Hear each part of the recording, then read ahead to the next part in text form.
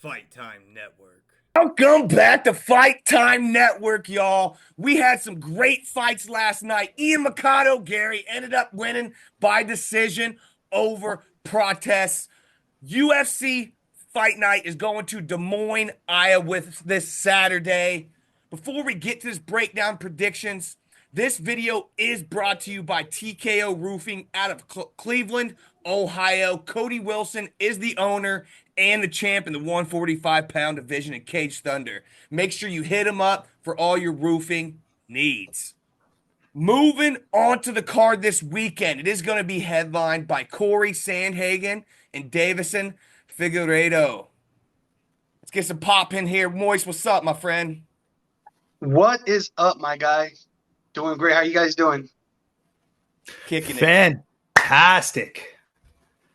Great card last night. Oh, yeah, I agree.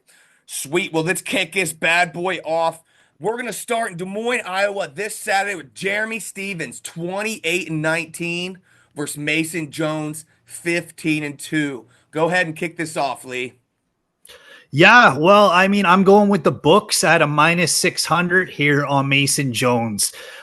Finding your way back to the UFC after being initially cut is a test that not too many fighters find successfully, but this is going to be his second time around in the UFC. He got cut after a two-loss skid, and then won 4 straight in Cage Warriors, and is now coming back to do the comeback fight for Jeremy Stephens.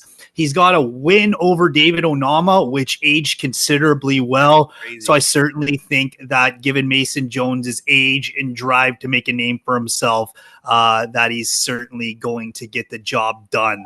A good line that has some value on it would probably be if you could get Mason Jones by decision in this one. For anything under minus 150, I'd go and run with that. Oh, boy, Moises, you're up, big dog. Hey, man. Hey, honestly, I agree. I agree with that. You know what I mean? Because honestly, damn, Jeremy Stephens, bro, 29-21. Holy crap, man. That is wild. And he hasn't really been in any MMA fights. I know he's been doing BKFC, and I know he's back in the UFC. But I see Jones taking this. And in his last fights too, Jones, he's got like what 3 knockouts in his last 5 bouts. And I know they were in Cage Warriors, but hey, you know what? I could see him getting this in the distance against Jeremy Stephens. But yeah, man, I'm gonna go with Jones on this one. I'm going to agree with you all. Even when he took his loss to Ludovic Klein, it was a really close fight. And he looked really good, and he's battled his way back, just like Lee said. You got knockouts coming in left and right, just like Moises said. And really, if you look at the stats here, he can outstrike Jeremy Stephens pretty much on the feet if he wants to. Is what it is. I'm going to take Mason Jones. Crazy, he's a minus 575 right now. Because Jeremy Stephens still Jeremy Stephens, man. But the books are the books. It's wild. Yeah. Moving on to Cameron Smotherman. This dude's coming in at 12-4. Oh boy, I should have Sear High Sadi, 11-2. Coming in hot. What you got, Lee? Mike's hot, bud. I really like the line on Smotherman here. He's coming in at a plus 130. He looked fantastic in his performance against Jake Hadley. He was actually a 4-1 underdog against Jake Hadley, and he beat him so bad he had to go to PFL. He looked phenomenal in that performance. CD's had a rough couple of goes in his past 2 fights. Both of them have been split decisions. He had a rematch against Tavares that Ramos. I don't know why I said Tavares, but yeah, Ramos, which he ultimately came up a little bit short, and that was in his home city. And then he came off of a split decision against Armfield, which he ultimately almost dropped. So it's been fairly close. Smotherman beat Ramos decisively, and I think this is one of the last times that we're going to see Smotherman for plus money in a contested UFC fight. So jump on that plus 130 because I think it's Smotherman's night on Saturday. Yeah, I'm gonna agree with you here, and also there's not gonna be both of these dudes average 0 freaking takedowns a minute, and the way that Smotherman in his past few fights compared to a struggling Sadi as we've seen at this level of competition. Smotherman has learned and looked great in the cage. So I'm going to take him with you. No doubt about that. What's your thoughts on that, Moises? Yeah, I agree, boys. I really do agree. I'm looking at the stats too, and he can definitely outstrike City as well. But yeah, I can see this going. It's a great matchup too. Don't get me wrong, but this is good plus money. Yeah. And I agree with Lee what he's saying. Like this is like after this performance and after this performance and him getting the dub, this is probably the last time we're gonna get plus money on him, and he's gonna start being favorites moving forward in the future. Sick here. I agree. Seems like we're all pretty much on the same page with that one. It's really a good matchup, like you said, though, Moises. I mean, you never know. A fight's a fight, but Oh, right, right. coming out of Cage Warriors and things like that, and the way Smotherman's looked lately, Hmm. I really feel like it's going to be one-sided here. It's geared to be exciting for sure. Let's hope this one's a banger. Yeah, for real. Stand and bang, boys. Stand and bang. Yeah, let's bleed. Moving on to this banger. I can't, yeah. If the other three fights at the top of this list, this should be a co-main event. Both these dudes on hella fight win streaks. Daniel Marcos undefeated. Montel Jackson coming at 14-2 gets the undefeated Daniel Marcos. What's your thoughts on this one, Moises? This one is literally, I can't believe they end up putting this banger on this card, but when you look at the headliner and the co-main, it fits the part. Yeah, for real. I'm very excited for this one, and you're absolutely right. This is such a banger. You got Daniel Marcos at 17-0, and damn it, dude, he throws, more almost double the strikes that Jackson does too. But damn, bro, it's such a good lineup on this one too, because like, dude, we're getting Smotherman and City, and then we're getting Jackson and Marcos right after, bro. Like it's banger and banger, and the main card is stacked. This is what I love about it. But myself, I'm gonna go with Jackson on this one, bro. I'm gonna go with Jackson on this one. Ooh, Yeah, I know Marcos is that's undefeated, bro, fine. but I feel like now Jackson is gonna. I think he has the tools to take that zero away from him this Saturday. That's my pick right there, Jackson. I mean, you look at both of their last two fights, and you can't go against your Montel Jackson. I mean, what he has his last win was over Damon Blackshear, my friend. 18 And 18-second second knockout, KO. bro. yeah, Yeah. and as if we've seen from Blackshear lately, I mean, it was a little slower last night with Blackshear than I wanted. I really wanted to make him go for a finish. That's what I really Right, expected from him, make a statement within the division of the UFC. But a win over Blackshear is a win over Blackshear, no matter how you look at it. right. And then you got Marcos over here just starching motherfuckers since Yanez, Castaneda, going all the way back to Grant, Oliveira. I hope they don't shoot it all. But Montel Jackson is averaging a little over 3 takedown attempts average per 15 minutes. So, I mean, Marcos is going to tag him, but you don't never know. He might step out. Montel Jackson just sleep him off the rip. Hmm. He's got that capability, and so does Marcos here. Oh, I don't even know. The thing I think Marcos is going to struggle with here is he is a little shorter, and is giving up a 6-inch reach. And I really like the matchup of orthodox southpaw here, to which you usually don't get that too Yeah, often, that's true. or southpaw. So really, it comes down to whoever's going to land the first shot first between both of these guys, because both of them, I'm just going to leave it up in there. I'm not even going to pick one here, boy. I'm going to enjoy this one for what it is, and moving on. What do you think, Lee? Oh, well, I've got a pick on this one, and then I've got a bet that I can't stay away from. So certainly I'm going to agree with you guys on Montel Jackson. He's coming in off that one punch KO with Blackshear in 18 seconds of the first round. He's proven in his previous fights that he could win the judges over too.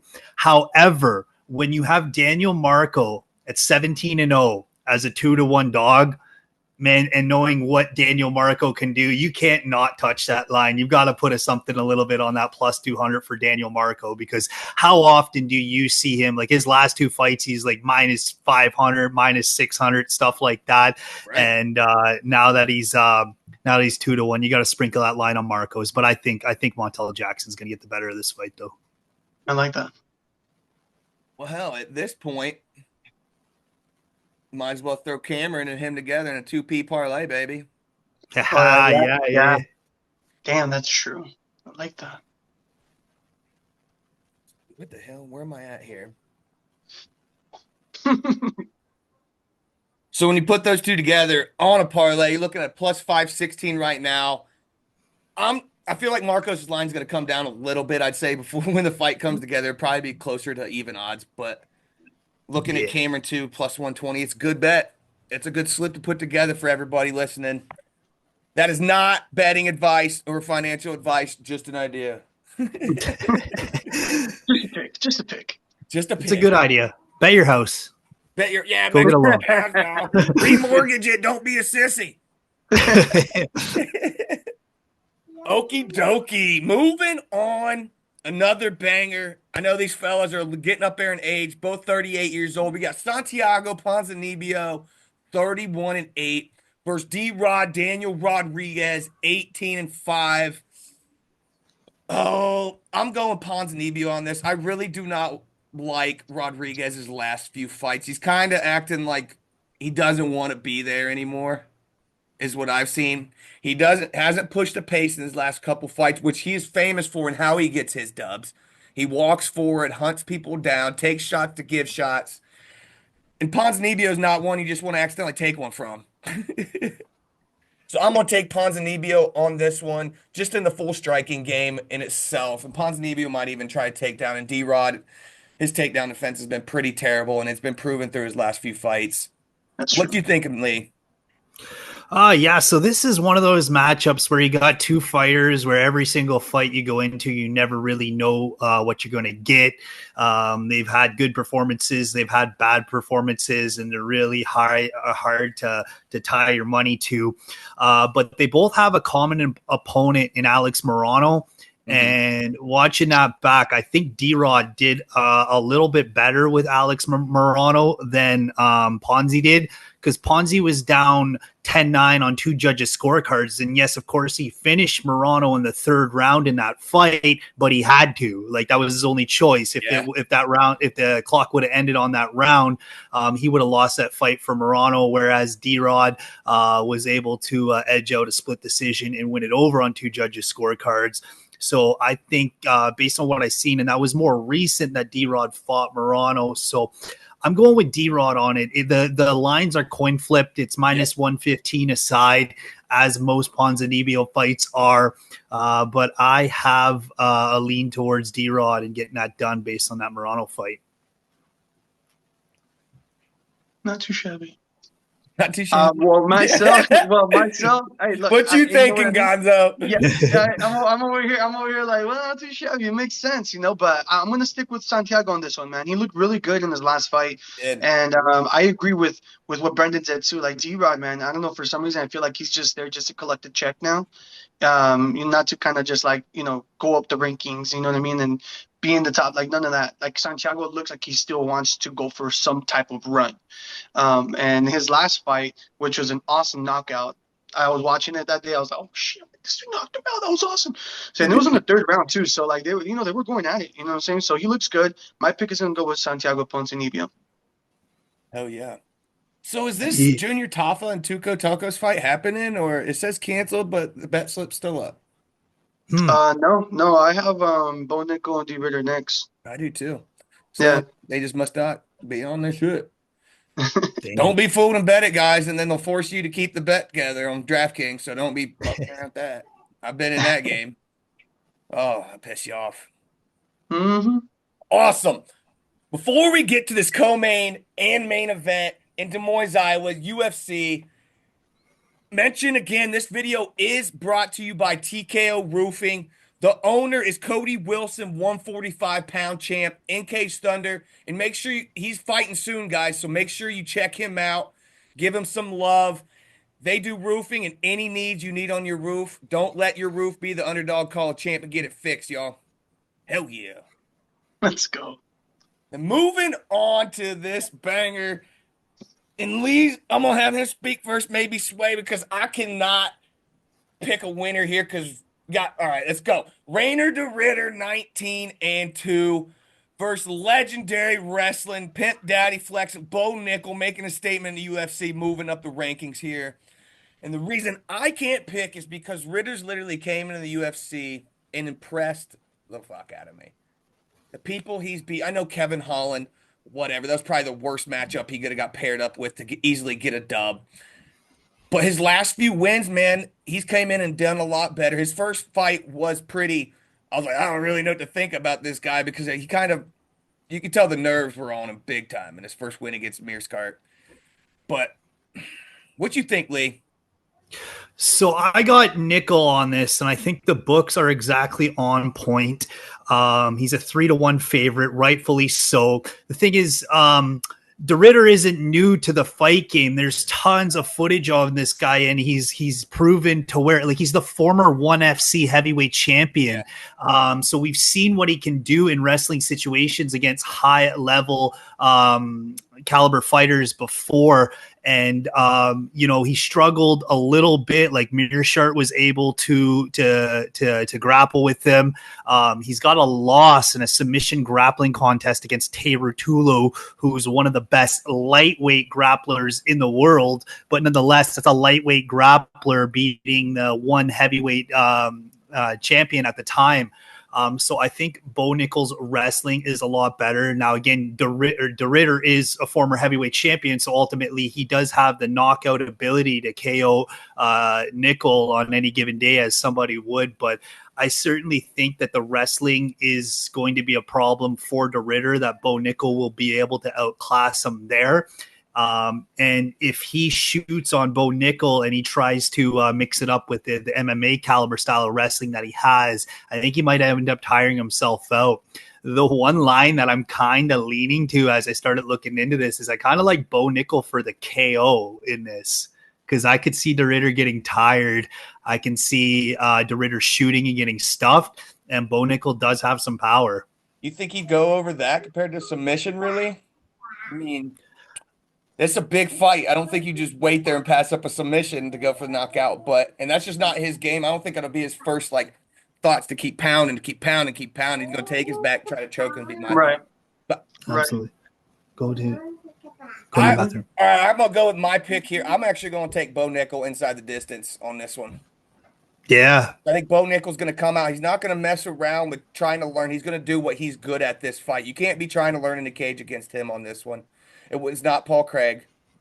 This is a big name. This is like literally putting him up near title contention. So he needs to go in there and get it done. And if he gets a finish on Ritter, freaking huge, man. That tells you that Bo Nickel is here and Bo Nickel is to stay. And he still has years to focus on his striking. I mean, in his camps, does he really have to focus on wrestling and grappling and things like that anymore? No. I mean, yeah, he's going to put that on the back burner and still do it, but he's going to be focusing on striking, and he's going to hit that line and go to here, and everybody's like, damn.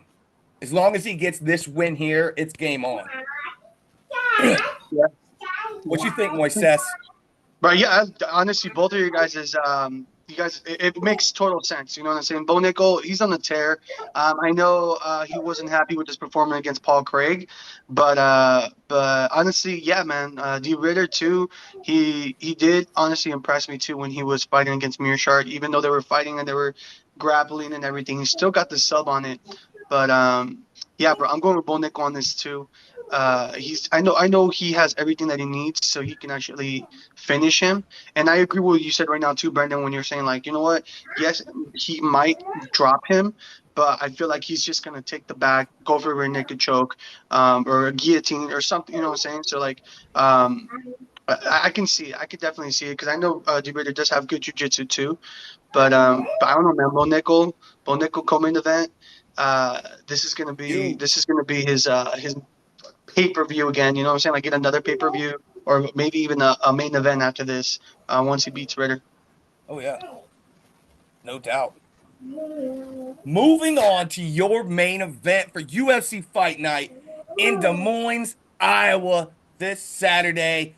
Corey Sandhagen, 17-5, coming against Davison Figueiredo, 24-4-1. Figgy versus Sandman. Please get some. What you got, Moises? Bro, honestly, oh man, like damn, dude, Sandhagen is a beast, but damn, Figueiredo has been looking really good at bantamweight. I'm not gonna lie, he's been doing really good. I know he's been getting a couple decisions. I think in the last 5, he only got like 1 sub, and that was to Cody Garbrandt, and then it was like, it's Cody. You know what I'm saying? Man, I don't know, man. I like the plus money with Figueiredo. I know Sandhagen is a wild dude. Um, but yeah, I know. I can see a lot of the crazy stuff about Sandhagen because he's awesome. Don't get me wrong, I love Sandhagen, but man, I don't know. My pick is gonna be Figueiredo on this one. There's some good plus money right there, but Sandhagen is a minus 550, which is pretty good favorite. But I'm gonna go with Figueiredo on this one, boys. Yeah, I don't understand why the odds are that freaking wide, man. Shit's whack. Like minus 470 right now to a plus 360 on Figgy. Like, how in the hell? He just lost to Pewter Yan. Like, how does that hurt your stock? And it was a great fight. It's not like he got his ass whipped. You Yeah. know Yeah, what it I was a mean? great Like, fight. it was a great fight. Went all Yeah, 5 rounds. Yeah, Pewter Yan outstruck him 190 to like 50 something or something like that. Figgy even ended up getting his own couple takedowns too. So I know Pewter Yan bounced back up pretty quick from him, but I can't believe the lines are that odd. Like, dude, whoever they should be thrown in damn jail. That's shit's crazy. What you got, Lee? What you thinking on Sandman versus Figgy, my friend? Yeah, so like the stats do favor Figgy a lot, but a lot of the breakdowns of his statistics do come from flyweight, so that certainly needs to be taken into consideration.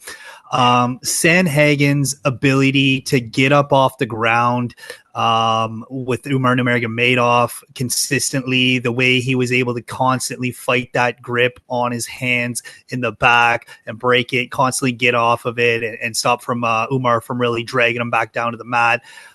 It's something to be said. This is really going to be a war of attrition. Um, I favor Sandhagen likely more just compared to because they do have the common opponent in Peter Yan, and Sandhagen looked far better against Peter Yan than Figgy did in his recent performance at UFC Macau. Ultimately, there's two lines I really like in it because I think this should be more of a coin flip fight.